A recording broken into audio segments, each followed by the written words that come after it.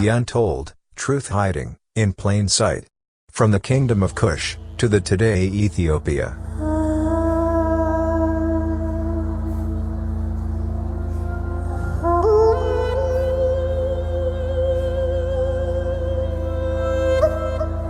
One the largest ethnic group in East Africa today, they were existed as a community of people for thousands of years in East Africa. Available information clearly indicates that the land of Kush, Nubia, or the ancient Ethiopia, in Middle and Lower Nile, was the home of the Cushitic speakers.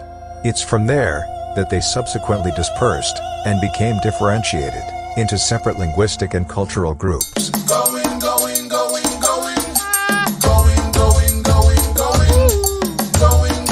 According to Marjorie Parham, 1948 British historian and writer on African affairs, the emigrant Semites landed in a continent of which the northeast appears to have been inhabited by the eastern groups of Hamites, often called Kushites.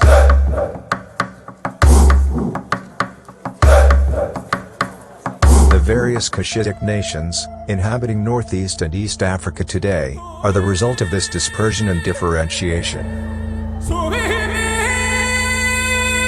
The Oromo form one of the main groups with all tradition and culture of Kushites, starting from Nubia, spreading southwards, and then east and west, occupying large part of the Horn of Africa today.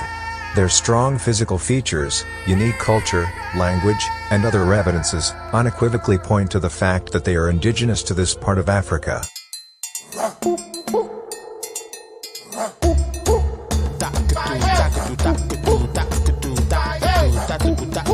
Many historians have clearly mentioned that the ancient Egypt land Black Kmt or Kemet was stolen from native African peoples, or the ancient Oromo ethnic group.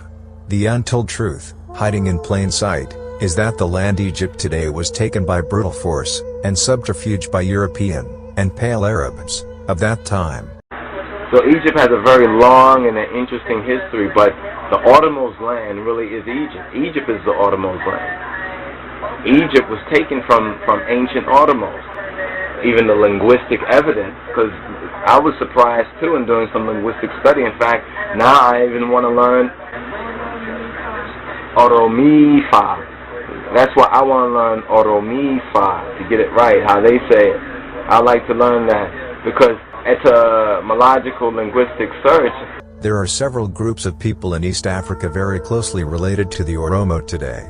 For instance, the Afar and Somalis are very similar to Oromo in their appearance and culture. The fact that the Somali, Afar and Oromo languages share between 30% and 40% of their vocabulary could be an indication that these groups of people became differentiated very recently. Other Cushitic-speaking groups living in the same neighborhood, who are closely related to the Oromo, are Kanso, Sidama, Kambata, Durasa, Ago, Saho, Baja and many other groups. The Abyssinian history, about the arrival of the Oromo people, in the 16th century in East Africa from outside, is a fabrication and denial of historical facts.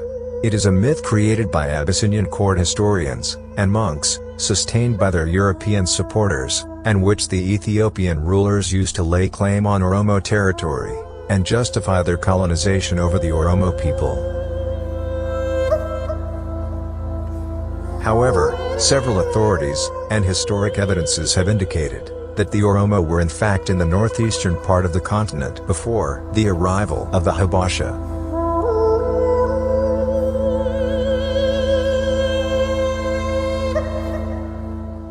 This short documentary is brought to you by Isaac Mo, from Bultoon Media.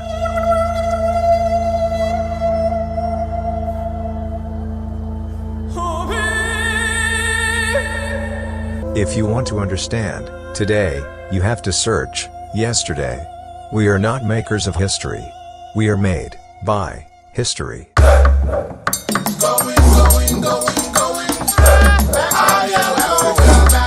Going.